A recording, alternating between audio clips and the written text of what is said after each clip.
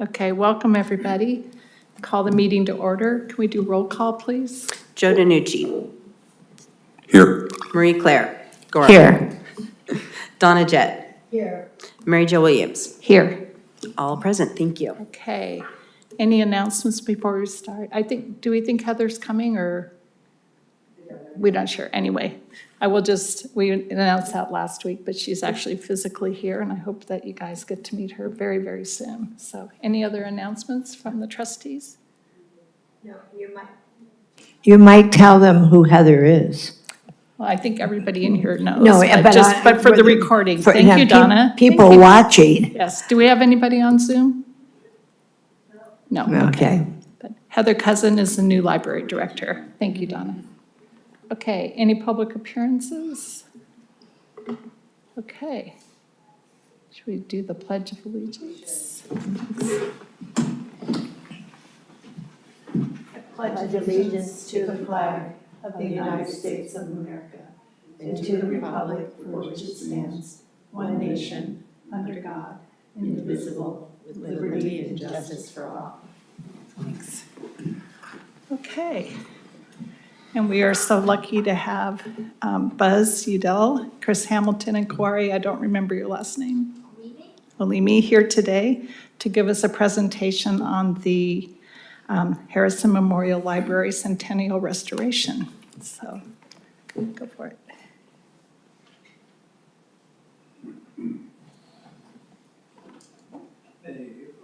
Members of the board, we're all delighted to be here. It's a very important moment in the process.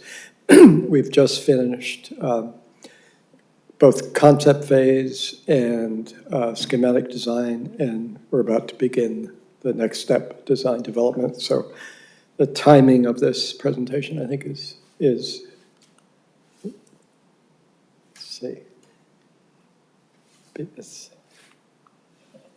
try to advance. What's funny, it advanced a minute ago. There, okay. So just quickly, I want to begin with where we are in the process.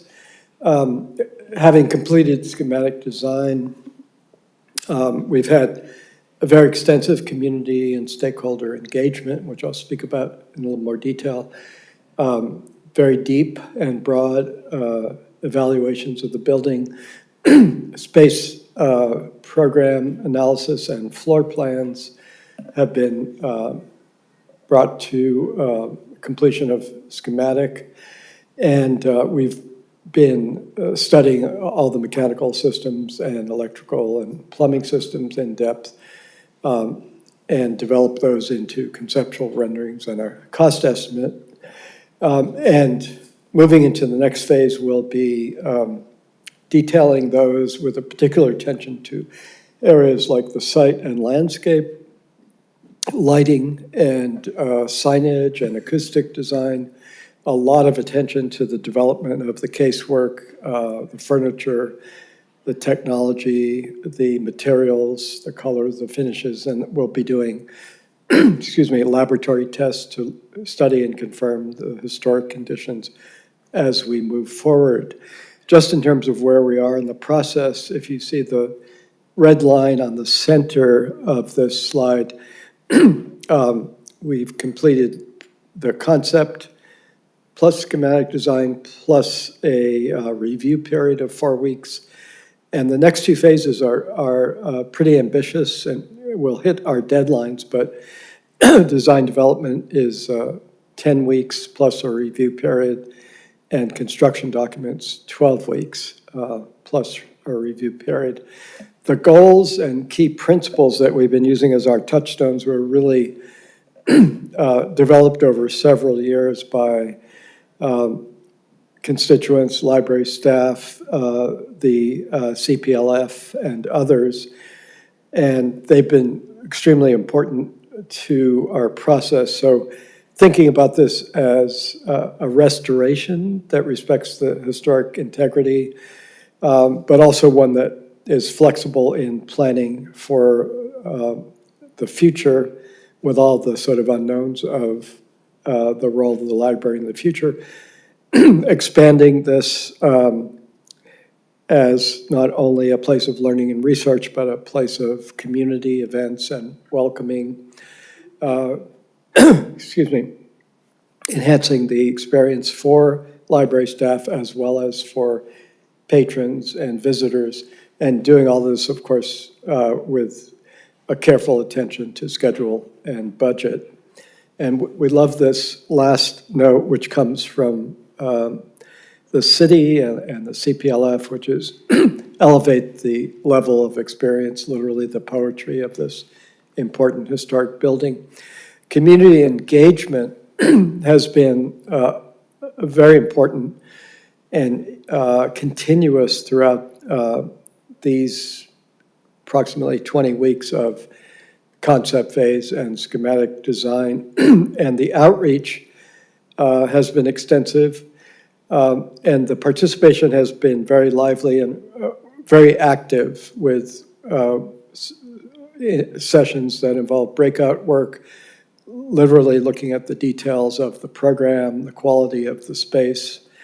And this slide will give you just a little bit of an idea of the extensiveness of community input. So I won't go into all of these, but a whole array of citizen groups, friends of the library, library volunteers, staff from the city, staff from the foundation, technical consultants and people such as the building and safety and the fire department, and an array of structural and mechanical consultants. That we've probably had meetings with several hundred people, 300 to 400 is what we estimate by now.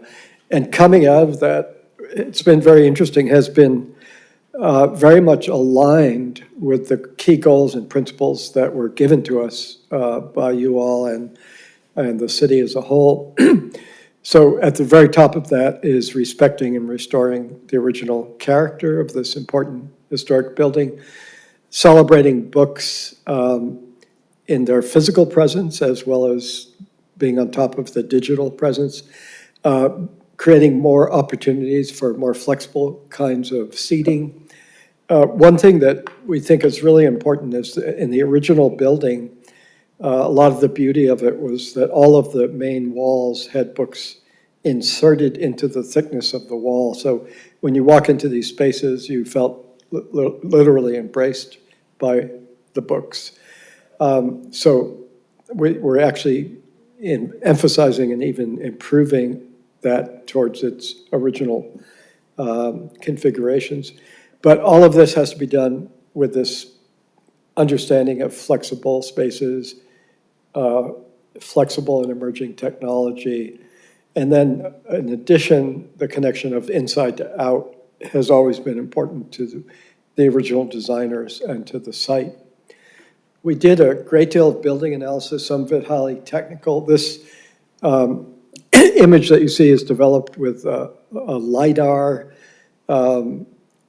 imaging, which creates essentially a virtual model that we can manipulate and test out ideas both technically and aesthetically. And I think you probably know that a enormous challenge in this building is the accessibility. I was actually saying earlier that thinking back on several decades of working on historic buildings, I think it's the least accessible civic building that we've worked on. You know, throughout the building, the stacks don't meet code. They're too tight. They're too tall. There's a basically marginally accessible entry at the north, but once you enter, you can't go anywhere because this is 5 levels in 2 stories. Bathrooms are not accessible to get to, and if somehow you got there, they're not accessible once you're in them. And it goes on and on. So core to that challenge is solving all those problems while doing it surgically and in a way that you feel it hasn't compromised the experience of the building. The original building, as you know, is from the 20s, shown here in green. with a later addition in the 40s. And we've been working with our historical consultant to always be circling back to what are the key contributors to the historical quality, the plaster walls, the arches, the character of the windows, the ornamental metalwork, the in-wall bookshelves, and many other aspects. This is an interesting slide because it's the building during the beginning of construction during the 40s. And you see the original building had a lot of interest in bringing in north light, which is the softest light and the best light for reading by. So you'll see later that we took some inspiration from this when we developed an accessible entry at the north. That's not just accessible, it's like, it literally feels as important as the south entrance. So there'll be two front doors with the idea that accessibility is not sort of a default, but it's really should be for everybody. Structural improvements involve several strategies, strengthening foundations, strengthening some of the structural frames of the building, and potentially strengthening what we call the roof diaphragm if we end up taking the tiles off and replacing the plywood diaphragm, all of which of course brings it up to a much safer level for occupancy.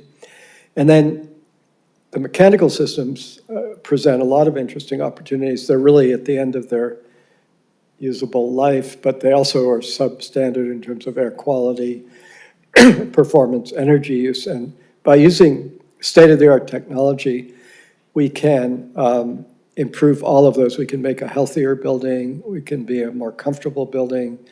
Its environmental controls can be better for conservation of the books. And on top of all that, it will be much lower energy use. So it's kind of a 1 + 1 + 1 = 10. So we're excited about that. And then we're always thinking about how can we both be respectful of and excited about renewing and restoring the building, but also think about doing this to serve the next whole century. So there's some key findings, both challenges and opportunities that come out literally out of our workshops. And many of these you will know, but the accessibility and wayfinding we've talked about. Lots of the spaces of the library are tight and dark, or if they're not dark, they're cluttered and have awkward and even unsafe conditions. Seating in certain places is wonderful, but in other places it's limited in terms of the type of seating. And then we talked about the ergonomics and the HVAC, and particularly the lighting, which really hurts the experience of the space. So the opportunities relate to not only restoring the character, making the whole building more open, more welcoming, optimizing shelving by meeting code and having more spacious relation to the shelving, more different kinds of seating opportunities, some of which have access to technology, such as the small technology-enhanced new meeting room at the top right of the image. And then, for example, on the second level, originally the mezzanine originally had no stacks in the middle of the space. It was all perimeter walls with lots of light pouring in. So we're not going all the way back, but we're opening it up to the light and the view from the north, which we'll show you in more details. And the lower level right now doesn't meet code in many ways and is very cluttered and difficult. So by reworking that, we'll have a much enhanced teen space with space for meeting and also space for browsing the collection. We'll have much more ergonomically sophisticated staff areas. We'll have totally accessible and totally new restrooms, as well as a staff dedicated restroom, improved storage and elevator access so you can bring out carts with stacked chairs for special events And we'll be testing all of that in the next phase. One of the interesting aspects that's developed along the way is that as we restore and also enhance these spaces, it's restoring the original character, but it's also letting the building express more opportunities. So you have the Siegel Reading Room, which is kind of the grand sort of living room of the city in some ways. But then we see the gallery, which is the middle space, with a new north entry as becoming another opportunity as a welcoming space that can have special exhibits, or the space that we're calling Marketplace on the left side, as a place that can be more informally used. Right now there's a lot of technology in there that we're relocating, and that's sort of noisy. This can become a place that can be multi-use, can have curated staff collections, can have displays of local authors, local artists, et cetera. So while the Siegel Room can be converted into a meeting room for 60, 70, 80, the Marketplace can be another kind of medium-sized event space. So we think of this as a set of complementary spaces that all work within this historic setting, but invite you to different kinds of experiences. So we expect the kind of use of the whole library will be significantly enhanced. In the next phase, we'll be studying in much more detail how spaces can have different characters and qualities for different events. The main reading room will be able to house probably easily 70 people, including some balcony seating, be reconfigurable. And then we have some preliminary sketches of how this transformation starts to take place. So in the what we're calling the sort of welcoming gallery, you're looking north to a new north entry, whose windows and glazing are based on the proportions of the historic building. There's a lot of sort of just simply uncluttering of the space and increasing the amount of surface that can be used for art and temporary displays. This is sort of just to show you the transformation that happens when you start decluttering, improving the lighting, simplifying the experience. We're actually moving some of the stairs so they don't flow into this space, which right now are sort of interrupting the flow and are a little bit dangerous. So a whole series of careful, almost surgical insertions and changes that add up to kind of reviving, the best qualities of these beautiful plaster walls with the big generous arches and the natural wood ceilings. Sorry. I think I know this so well, and so there's an elevator. Oh, thank you. And then a lift on the other, so it will be much more accessible as well. Yeah, thank you. Yeah, and the elevator, we actually have been able to get the elevator. At one point, the elevator was projecting into the space, but after a lot of work, we got it to kind of embed it into the walls, and then it projects on the other side. Yeah, and and then on the left opposite of that is a lift that goes up to the west side that, which is only, I think, 3 risers, that is very carefully built into the woodwork. So it's not like a big piece of equipment. Thank you, Mary Jo, for. And then the main reading room hasn't been as compromised as some of the other spaces. It's still every day a very beautiful space, but we want to enhance it even more by supporting the original idea of the walls with books filling in and taking away those big bookshelves that were added later that float in the space that limit its sort of usage. The lighting really kills these spaces in terms of the glare and the fact that you can't really see up to the ceiling. And then the mezzanine, as I said, was originally just perimeter walls of books. And now we've added, because of the needs of the collection, we've opened up the center so to maintain that original idea of light coming through and aligning that openness with the arches that move to the north. And then the books that are in the perpendicular shelves are lower to meet code. And those are also potentially movable, so there's flexibility there.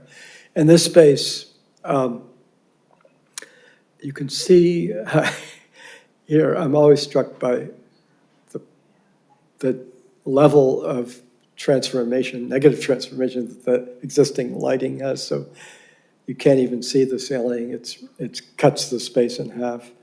And this space can also double as a sort of balcony for events, and has some additional informal seating at the north, which would be a great place to kind of sit by the north light.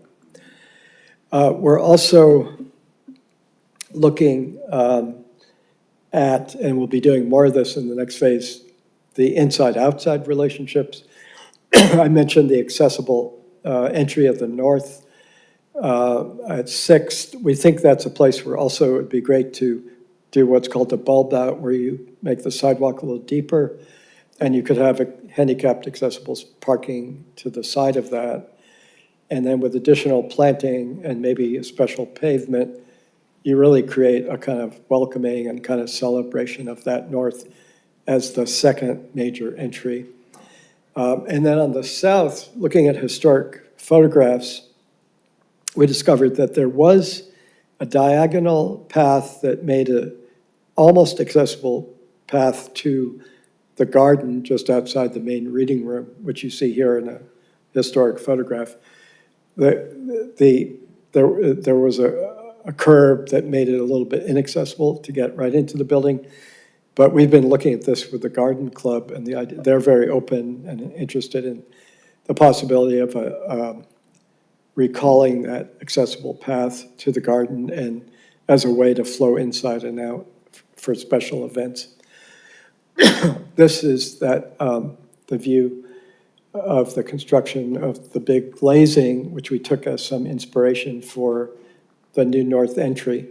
And presently, this entry is almost accessible. There's a little bit of a slope and grade change that doesn't quite meet code, but it really is a back door. It's like an afterthought, and anybody who's coming through an accessible entry should feel like it's as welcome as every other entry. So we're in the process of studying this. We looked at the proportions of the existing historical windows as inspiration for how to make a north-facing opening. And so this is an early diagram where if you look at the proportions of the windows on the left, those are reflected in the new windows of the north end of the welcoming gallery. We're also looking at pulling the roof out a little bit, continuing its slope to give you protection if it's raining. So there'll also be a button to push for automatic door opening. What do we do next? We go into design development with these landscape site, lightage, signing, casework, furnishings, material finishes, and we'll do lab tests to check on the historical materials and continuously updating our cost estimate. So that's where we are. I know that's there's been a lot done, so I'd be happy to take questions. Any questions? I was actually just going to state it looks absolutely beautiful. Oh, thank and you. you clearly worked very hard and with the community, so Thank thank you. you. I Appreciate think you've that. already reflected a lot of community feedback. Wonderful. I was second going that. to say you solved a lot of the problems that it does have. And the garden too, to take it back and make more space out, we've had good weather, and the teen space is just horrible there now. And so and they're interested in coming to the library. So no, I think that's great. And the back door or the 6th Street entrance, enhancing that. I think you've taken everything everybody's asked you to do and more. Thank you. I would say also, it is exciting, having been at some of those planning sessions over at Carpenter Hall. You just never know how it's going to turn out. But I have to really especially call out the aesthetic of the renderings you have of the future. That if I didn't know better, I would think they were historical, because they look historical. Yet, of course, you just created them. And I expected the future renderings to be very sharp and, 2026, not a minute earlier, but they're not. And they are so, in my mind, authentic or appropriate to this particular project and its history. So I kind of hope that maybe the overall aesthetic of printed materials and website materials and so on about the library can continue that particular look. Because I love it. I mean, it looks, I want to go there. I want to be there. It looks cozy. It looks Carmel. And it could have looked like that in 2028. It could look at 1928 and 2128. It's timeless. I'm blown away. I wanted to ask, one thing you didn't mention was the impact to the collections. Yeah. And I think Good it's an question. important point for the board to understand and be able to speak to it fast. Thanks for another very good question. So if you start with, say, the biggest, not just technical challenge, but program space challenge is the accessibility. And when you reconfigure the stacks to meet code, they all have to get wider, they have to be lower because of being able to reach from a wheelchair. As soon as you do that, no matter what else you do, you're reducing the shelf length. We've been working quite hard to try to find a kind of sweet spot where we don't reduce it too much. So we're increasing some of the shelf area in the perimeter walls. We're finding other places in the gallery where we can add shelves. We've added some shelves in the teen area, a whole sort of dedicated area. And we have been able, in the early studies, it was even a little bit more open, and I think we're at like 50 to 60% of the shelf length that you have now. We're back up to about 70%, which I think everybody feels is quite good. There's also some other, that would be 70% of the linear footage of shelving. There's some other things that can even increase that, such as how you store elements, like particularly the DVDs and other things. Right now they take more space than they have to. So if one needed to, you could probably even, go back up higher. And our library consultants are saying that in all the libraries they've been involved with where there have been significant renovations, not only does the occupancy and visits increase very, very substantially, but the circulation increases substantially. So both our consultant and Heather, the new librarian, was saying that, I don't know if Heather's, hi, you could speak, but she was saying this morning that increased circulation actually helps with, the capacity, and you manage how you use that space. But we're definitely took seriously this idea of the love of books as physical objects, while still, wanting to provide enhanced technology. So I think we're in a, it feels like we're right about where we should be. If you tried to push it much higher, you would start losing that openness and daylight. If you go much lower, then there's other challenges. So. Thank you. And I think the way I understand it as well is that it sounds like losing 30% of our current collection is a lot of books and materials, but they're really probably the materials that are not being checked out and circulated anyway. So it's really using the space we have to house the materials that people really want to use versus just having things on the shelves. So, I mean, that's a very oversimplification, but I Yeah. think it's going to be fine. But I do think it's something I wanted the board to be aware of. It'll be different, of course. Yeah. But thank you. Any other questions or comments, concerns? Great. Great, thank you. It's been Thank you. the community engagement and commitment has, at all parts of the city and community have been great. And so that's a big part of why we are where we are. One short question. Can't help my mechanical engineering background. The library, or the elevator, is that a custom design, or did you find something you could? It's a hybrid. That's a good question. So at one point, we thought the elevator might have to be projecting more in the space. And at that point, we thought it would have to be highly customized with maybe glass, but ornamental metal and et cetera. Now we're embedded, which means that the mechanism can be more standard, but probably in our early discussions, we still want the level of finish to feel harmonious. So, you know, it might have wood interior paneling, might have some ornamental doors, et cetera. But that would all just be how we finish a standard elevator. I have a question. Excuse me, the elevator, is the capacity like 2 or 3 people? Yeah, it's right now, and this may be more detail than anybody wants right now, but we have a elevator that's big enough to handle wheelchairs and several people, somebody with a wheelchair, and I don't know the exact number, but a small group of people.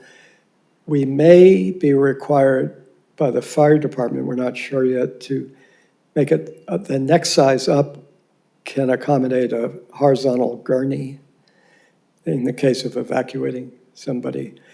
But we're not sure that's needed because that would only apply to one small area of the mezzanine where somebody could also be carried in the gurney.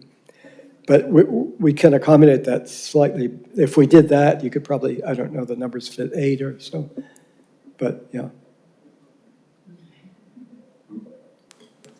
I'm trying to picture in my mind how the elevator works from the main floor to the mezzanine. I mean, it's like half a step. You're coming in one side and going out the other.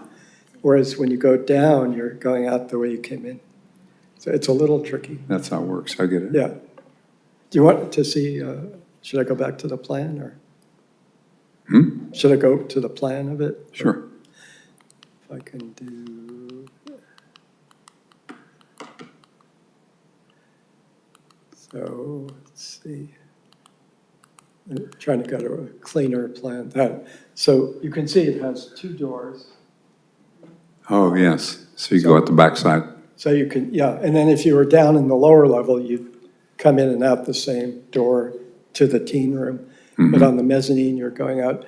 And then you can see the lift is just across the gallery from the elevator and just down a little bit. And that's sort of tucked into the woodwork, so it won't feel like, you know, one of those lifts you see that feels industrial. Any other questions or comments? Okay. I just wanted to remind the board that Buzz and the team will be doing this presentation tomorrow evening in the library. So hopefully you can come and hear it again and invite your friends. Tell them to register with the CPLF, but they're welcome even if they forget. I'm going to bring a date. Good, great. Okay, all right. thank Well, you meeting very much. adjourned. Thank you so much. Thank you.